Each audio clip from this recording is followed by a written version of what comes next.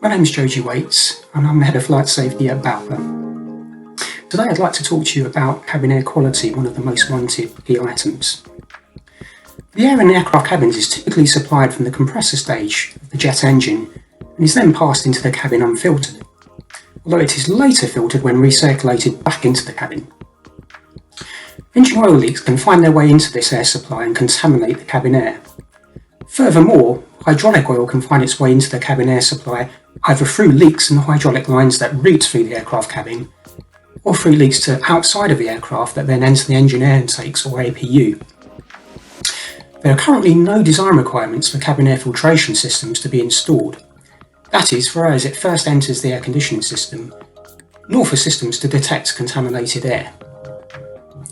BALPA receives calls from pilots via its 24-hour helpline in the immediate aftermath of air contamination events, and at this time they're advised to obtain the engineering reports into the occurrence, as knowing what the likely contaminant was will inform the health assessment of the pilot.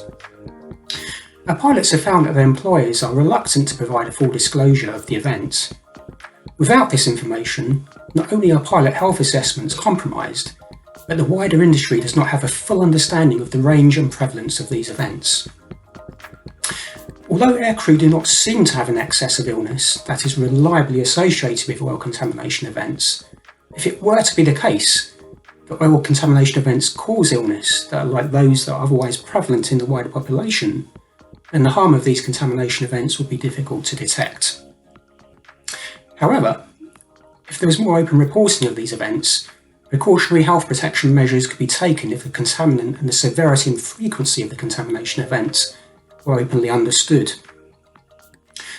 So what would BALPA like to see? Well, we'd like to see aviation authorities to produce requirements for systems to detect contaminated cabin air, and also for systems to filter the cabin air supply prior to first entering the air conditioning system, and then to require the installation of such systems.